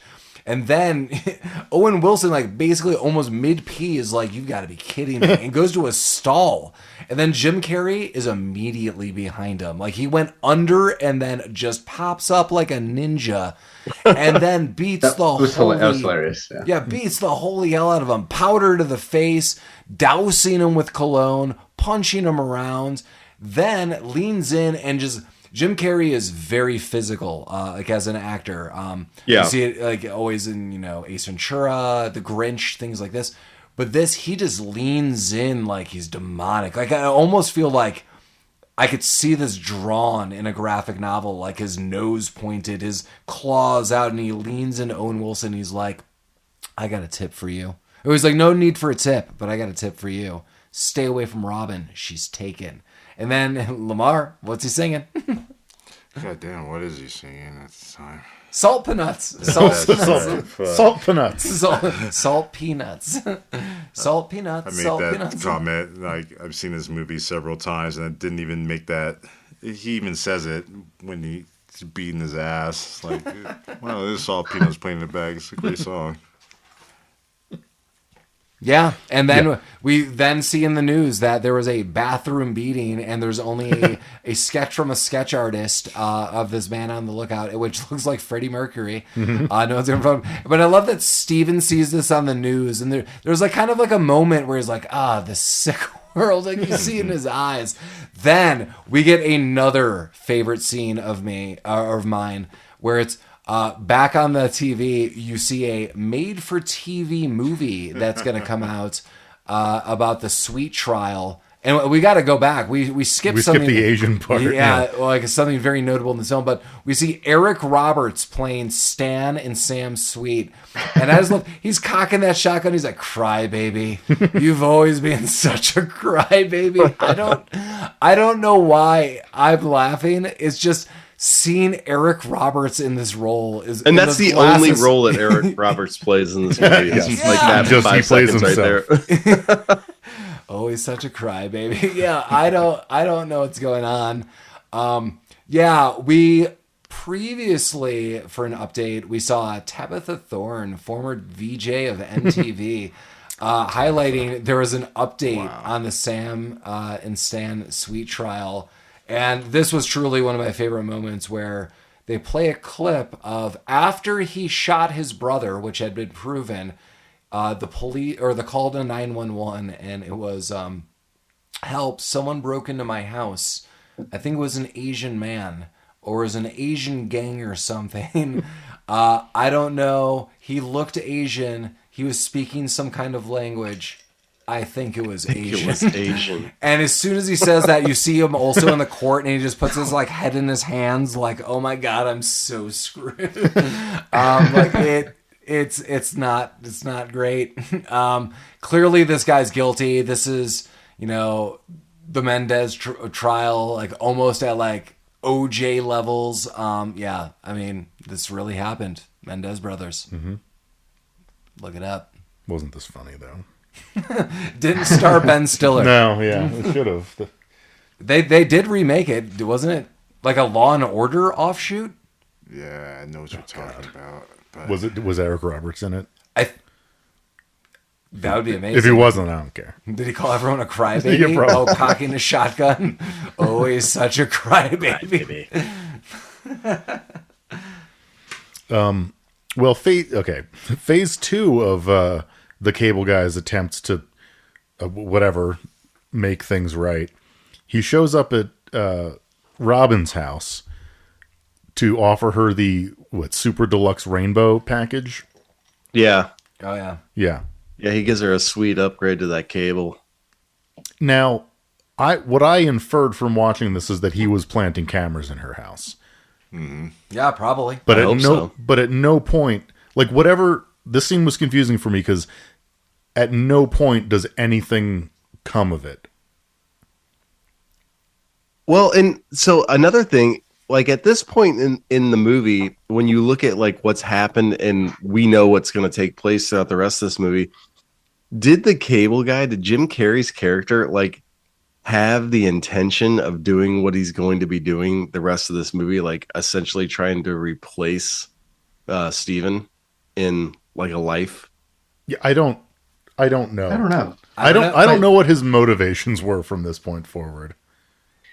I wonder if like Robin is really into TV and movies and stuff. Like they kind of established that she liked Sleepless in Seattle or whatever, but she seemed genuinely appreciative of the thoughtfulness of the gift of upgraded cable. Yeah, I mean, she calls him right away. It's like, oh, I love you. It's such a thoughtful gift of cable. Yeah, which is a little bizarre. Yes. She liked it a little too much, She for did. sure. And Chip was making it a point that cable was like, even getting it for free in the 90s back then was just like, oh, it's $100 a month. Yeah.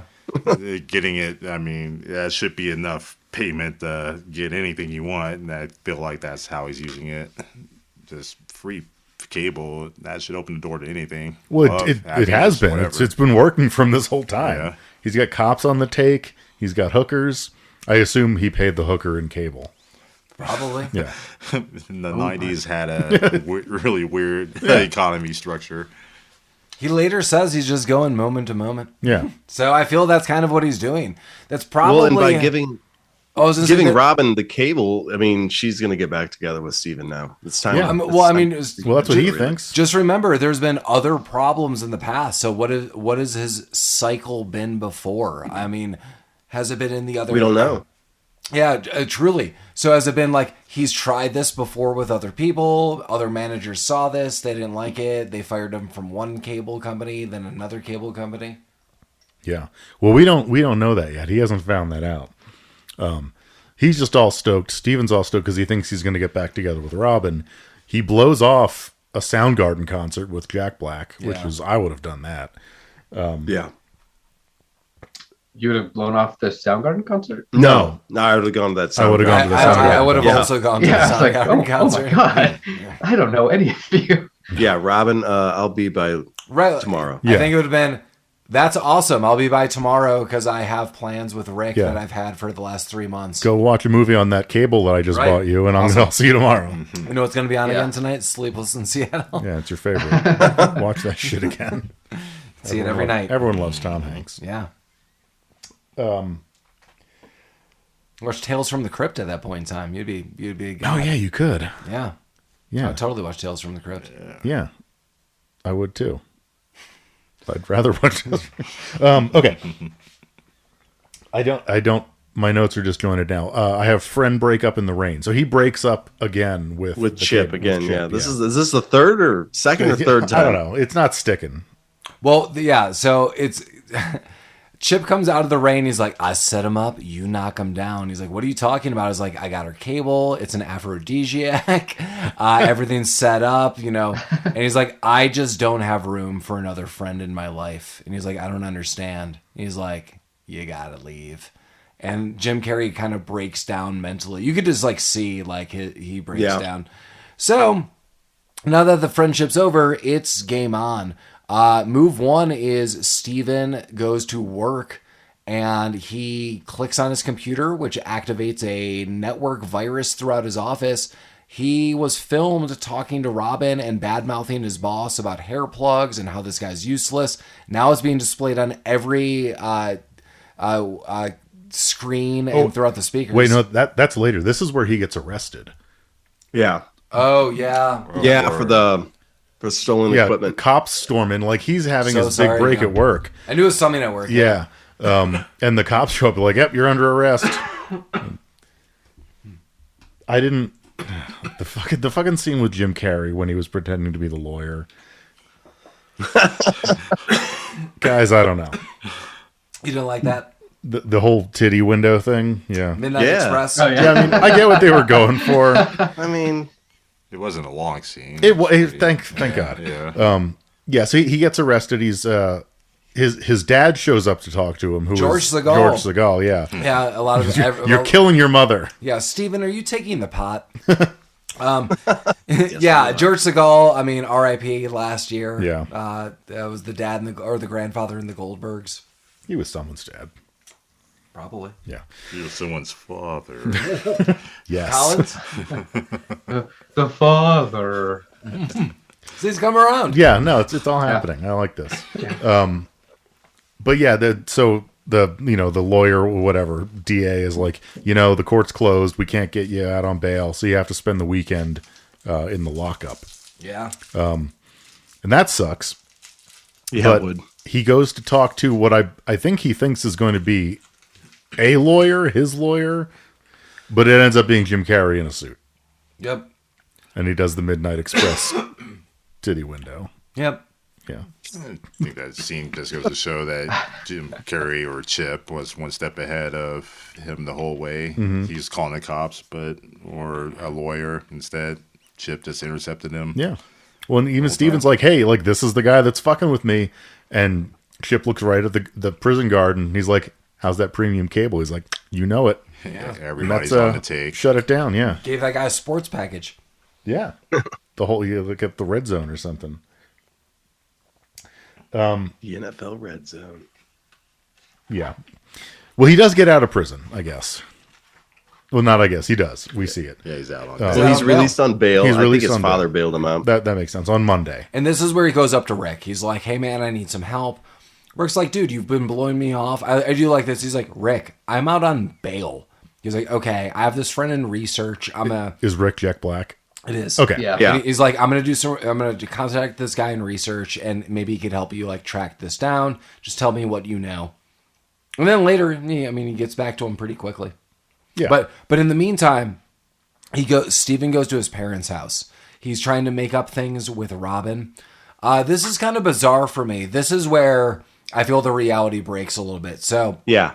Jim Carrey's there, and he's like, what is he doing here?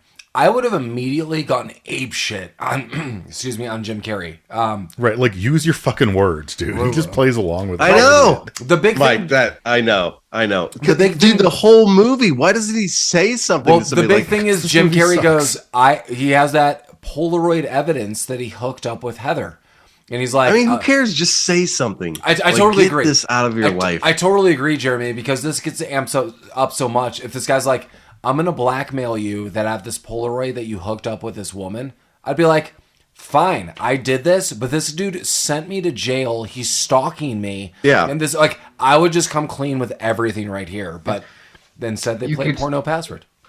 You could just, do the same thing. Like, he set me up with the photo. It's not as bad as it seems, kind of thing, too. Right. Yeah, exactly. Like, the person who sent me to jail might be fucking with me. Right. Also like, go ahead. I would say there would be a log that Jim Carrey was somehow at that prison.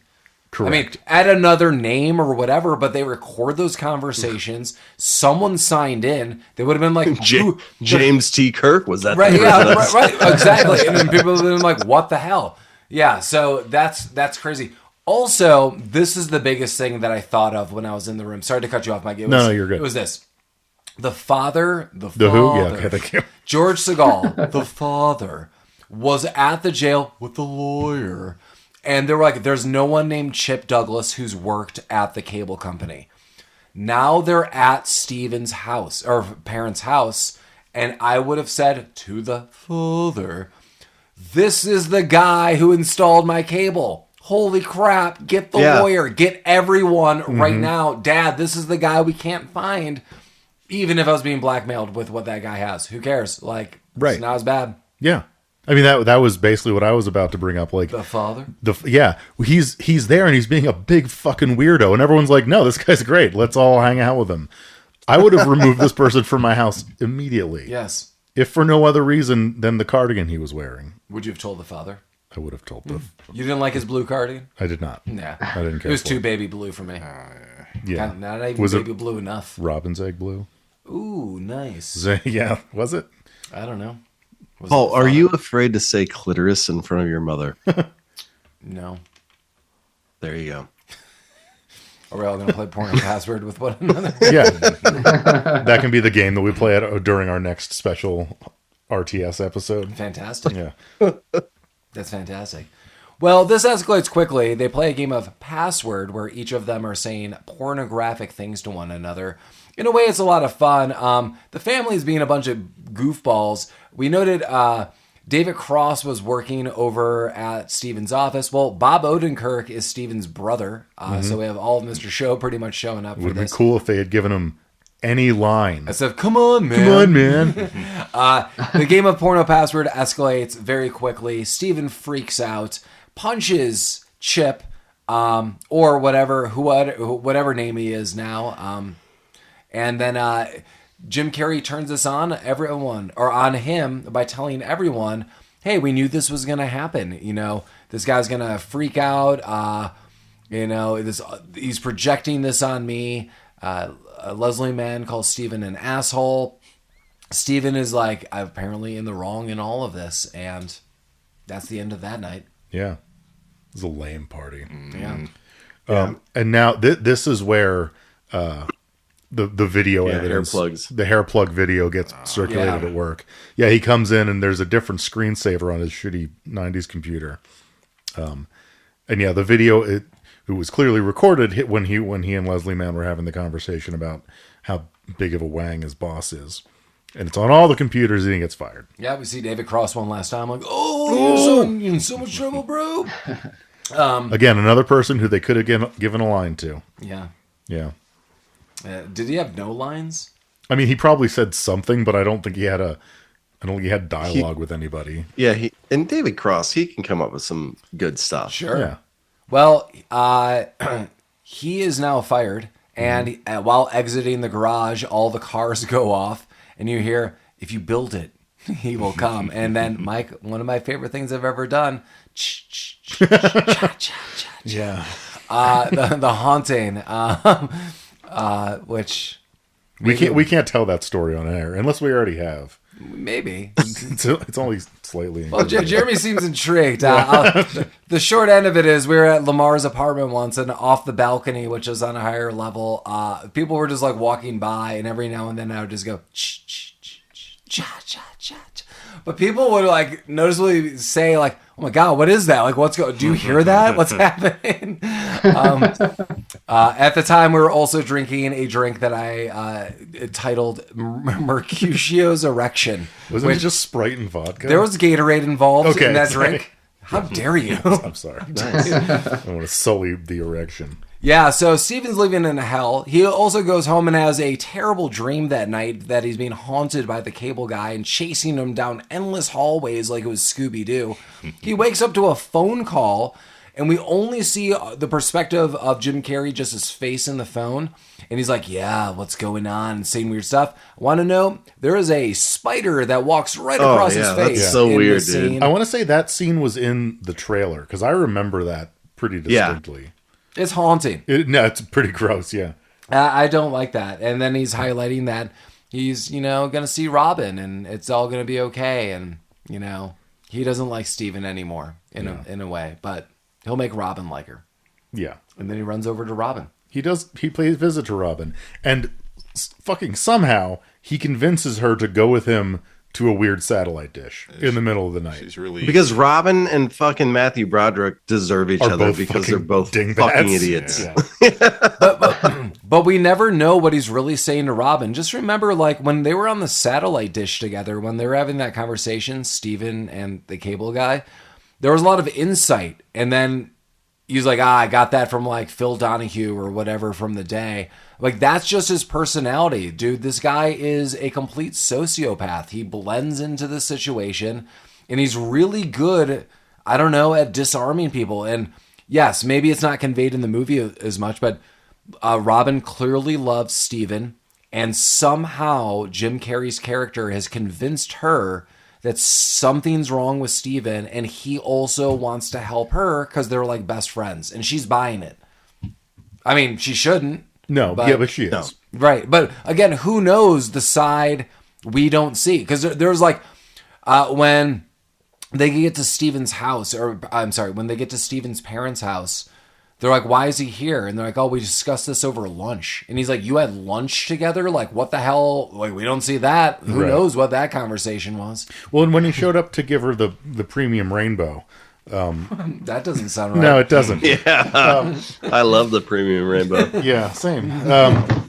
When that happened, they were kind of having a pretty reasonable conversation. Like, he really cares about you. Like he wanted to give you this gift. So, I mean, she might legitimately think that like they're better friends because she's only getting his perspective. Because Steven is a fucking moron, he hasn't really talked to her about the stalker that he's developed. That's fair. Right. Yeah. So, who knows? Well, Jim Carrey sweeps her away and takes her to the information superhighway, says a neighbor. That's what she could remember from a conversation. Yeah, Steven goes to her apartment and she's not there. And the nosy neighbor's like, she left with the cable guy, which is a perfectly I also like how this thing. This fucking satellite dish is like the size of like half a football. Like, this is a satellite dish that scientists use to study deep space, not fucking like beam cable television. Maybe it's doing it. Maybe it's doing it all. But yeah. I don't. If you're giving everyone free cable, you need a ton of bandwidth. That's you need true. a big ass satellite. Yeah. I just don't know. No one knows. Yeah, I don't know. Jim Carrey knows. Well, we get to a satellite dish and a fight ensues. He's taking Robin up, and he's basically saying he's going moment to moment in this. He doesn't really have a plan. He does say he wants to golden eye himself off the top. This is at the end. This is when I noted the one kind of moment I felt bad for Jim Carrey. Not that I would have it would have made sense or I would have been friends with him. But Jim Carrey honestly just goes, I just wanted to be your friend, and I guess I screwed that up too. And I honestly think that was one of the few moments where you actually see who that character is, and he's not one of the TV manifestations that he put inside himself. He just wanted a friend. His whole life was screwed up. He doesn't know what real friendship is. He doesn't know what real romance is. He doesn't know what parental units are. Like, that whole being raised by that TV screwed that dude up. I felt bad. Just in that moment. Yeah, no, for sure. I mean, his life clearly sucked. Yeah, it wasn't his fault. I think that's really the crime. Like, he didn't do this. If someone raised him differently, he wouldn't have been this way. It's really his parents' fault. So this movie is a deep dive into nurture versus nature. Right, really. That's what I was saying. Like, if we're just looking at cable TV right now, like in 96, holy shit, you had social media, and then cable TV in 96 was like, we have 40 channels. Now it's like, sky's the limit. Everyone has the internet, social media, media and the news are instantaneous. Like, there are like studies that are endless. I mean, I really think this is like the core of the movie, why I like it. It's, I think, a smart movie predicting the future, but I don't think they would have thought it was going to be this bad this soon, which is not fun. No one knew. Well, Jim Carrey jumps right off that tower into the satellite. Broderick tries to help him, but Jim Carrey goes off and says someone's got to kill the babysitter, which was what he said the true meaning of his existence, and which was his babysitter was the cable network. He's going to take it out. And as you see him fall, it slows down, time that is. And you see all these people around the world or around the United States, and it's like, coming up next, we've got the verdict for the sweet trial. It's like, up next, verdict for the sweet trial. People are at bars. People are at home. George Segal's making a sandwich in the kitchen. They all want to know. Yeah. And as soon as... This is my favorite cameo. Oh, Tenacious D? Kyle Gass. Yeah. Yeah. So as soon as they're about to announce, the verdict, Jim Carrey goes into the satellite and it goes out and no one sees it. And then, Kyle Gass picks up a book and starts reading from page 75. From page 70, as you do. Yeah. As you do. There it is. I don't need those book's been on his table for 3 years. He started it a while ago. Yeah. Well, there was a lot of good stuff on TV in the meantime. So it was a book on how to read books. So oh shit! Okay, nice. And then, and then Robin and Steven are okay. Steven once again says, I never really caught your real name. Sorry, Jim Carrey's not dead. His back is all broken up. He did not go through and impale himself on the satellite, but he's all busted up. But the paramedics are there, and Matthew Broderick once again tries to ask his name, and he goes, "My name's Ricardo. Ricky Ricardo." Babaloo. that touched my heart. He says as he's almost coughing up blood. And then Robin and Steven are be okay, and we see the paramedic in the helicopter that's helping Jim Carrey as they fly away. And he's like, "You're going to be okay, buddy. Am I really? Are we buddies?" And that's where you see a big smile that this guy's stalker sensibilities are never going to end, and this is just who Jim Carrey is. Movie over. Boom. Mike's favorite movie to date. Before we get into the end of it all, is this Dead Man's Curve Part 2 or? Oh no, it's not even near. As always, if you want to reach out to us, hit us up, rabbittroopsuckspodcast@gmail.com. If there's a movie you would like us to review, if there's a movie you've seen that seems awesome, if there's anything interesting, let us know. You could also go to rabbittroopsucks.com, where there are pictures and links to merchandise, and some of the episodes stream there. As always, we are available where all podcasts stream. If you have the ability to stream podcasts, boom. If it's through your iPhone or YouTube or Amazon or Audible, all of those Neuralink places, now. Yeah, all of them. They're everywhere. Yeah, everywhere. You know where you're listening to us. But if you're listening to us in a goddamn web browser, don't do that anymore. And get a goddamn app. Wherever you're at, 5 out of 5 stars, friend. Yeah. 5 out of 5 stars. Much appreciated. Yeah. Ain't that a how do you do? Mike needs his metrics. I gotta have those metrics. And Instagram, Facebook, we're there. Uploading pictures and wit. So what did everyone think of Cable Guy? I've said my feelings. I feel pretty good about it. I thought this was a smart movie. I think this is underappreciated. I think Jim Carrey is good in this film. He does well. I think there's a lot of good messages in this. I think Matthew Broderick is a good straight man. I enjoy this film. I've seen it many, many times, and my thoughts have not changed on it. And you could play Mortal Kombat with a friend in Vietnam. Vietnam, baby. I'll go next. Okay. Get this out of the way. So Paul's assertion to me before watching this was that I was expecting a zany Jim Carrey movie, because I haven't seen this movie since it came out when I was like 15 or 16 or whatever. And maybe that was true at the time. I still don't really like this movie. I think it's really boring. I don't really like awkward comedy. And I feel like that's kind of what this is. I think everyone in this movie does a great job. I can't fault any performance. Jim Carrey's great. I like other movies where he kind of plays it more straight, like Truman Show, Eternal Sunshine. Like, I think he's got the chops for it, and I think he shows it here. I just didn't care about any of the characters. Like, at no point was I rooting for anyone or upset with anyone. It was just, everyone was just there for me. I thought this movie was really boring. That's all I got. I'm kind of with you on that. I enjoyed this movie when I first saw it, and the first couple times. I have not seen this movie in maybe 10 years or so. And going back to it, it's not as good as I thought it was. It still kind of holds up, though, in a weird, zany way, because I like the parts where Jim Carrey is kind of being a little serious, although there's really no real serious part of Jim Carrey in this movie. Yeah. But there's a part where you can take him seriously because of his, I would say, his trauma from his character. He grew up without a father. His TV was pretty much, it raised him. I can kind of sympathize with that a little bit.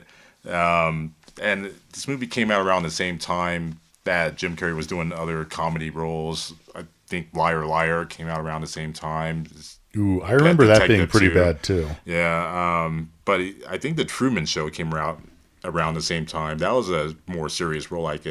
That's where I really appreciate Jim Carrey. I love his roles where he's a little more serious. So finding him just being just off-ball zany. Yeah. Truman Show 2 years later, 98. All right, in the same wheelhouse. There's nothing serious about him here, but I do like the psychotic part of it. And if you want to look at the movie like that, just kind of a silly stalkerish movie, it's pretty funny. Nothing too serious to take home with this movie. Overall, well, okay, gets your laughs in. Yeah. Jim Carrey movie. I laughed at all the stuff that wasn't Jim Carrey or Matthew Broderick. I love like the clips on TV. There were a lot of side gags that I thought were really funny. Yeah. Collin or Jeremy, you want to jump in on that? Go ahead, Collin. Sure. Yeah. I mean, I kind of agree with what you guys are saying. Like, I went into this trying to view it as a dark comedy. The problem is that the kind of like the over the top Jim Carrey-ness kind of undermined the real stakes, and that the whole piece just kind of fell flat. So it ended up just being kind of boring, even though there was like a lot. There was a lot of individual pieces to enjoy. I liked it better than I remembered liking it, but I probably will forget this whole movie again in a couple of years. There you go. You'll be back, like Jim Cotta. Yeah. I will never forget Jim Cotta. No. You forgot about the Falcon, and then I was like, that's the gateway. Once you forgot about the Falcon, you're like, the 5 foot tall bird. Yeah, he's like, damn it, I'm gonna go back and watch that movie one day, and I'm gonna remember that Falcon.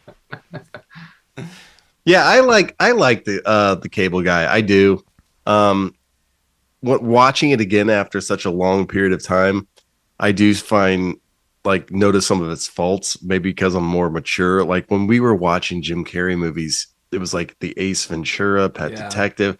Like he was hilarious. His physical comedy, his presence, like his ability to ad lib and add to scenes without having to follow like a script. I think like his talent is amazing. But yeah, I mean, there was some very serious like underlying topics that this movie involves, and there are scenes in this movie where Jim Carrey acts serious and you really feel like for him, and I love how he can bring that to it, but then it kind of gets like overshadowed or underplayed by like just his comical presence, which is what Jim Carrey is known for. So I still like this movie. I love Jim Carrey. A lot of his movies I really enjoy because of the comedy, and his ability to be serious is also very, very remarkable in how he can do that with just him being known for what he does. But there was just like, it was too mixed for me, I guess, but I still enjoyed this movie. I enjoyed like what it was trying to do. But I liked it better when I was a little bit more naive, maybe, than I did now watching it as an older person, if that makes sense. It does. Totally. That's fair. Yeah, there you go. So what's next? Like what's next on the horizon? I know what's next. I'm excited. Event Horizon. Are you excited for this? Yeah. So our next movie that we will be covering is from 1993, Stallone, Cliffhanger. But yeah, Cliffhanger in 1993, also another movie Jeremy and I have a little experience with. There'll be some side observations that we bring up that are just haunting in this film, that are just etched in my memory forever. But yeah. I carry a photo of one of the scenes in this movie on my phone forever and always. Anyone have anything to say about the Cable Guy? To save any of the cable boys and girls? There's still hope? No. Well, I want the rainbow package. Maybe I shouldn't have come at all. Maybe like I want to see a remake of this movie called The Streaming Guy. You know, I was about to say the cable where he like just steals fucking people's passwords and like stream shit. Yeah, this movie's that thing of the past. There's no more cable guys soon. Yeah. Cable's Just done. some weirdo upgrading you to ad free and running up your credit card bill. Calling to the Netflix guy or the Hulu guy or like whatever, he hooked like me you up with said. ad free. Yes. Well, as always, Rabbit Troop sucks. Yeah, Rabbit Troop sucks. Sure. Jerk off.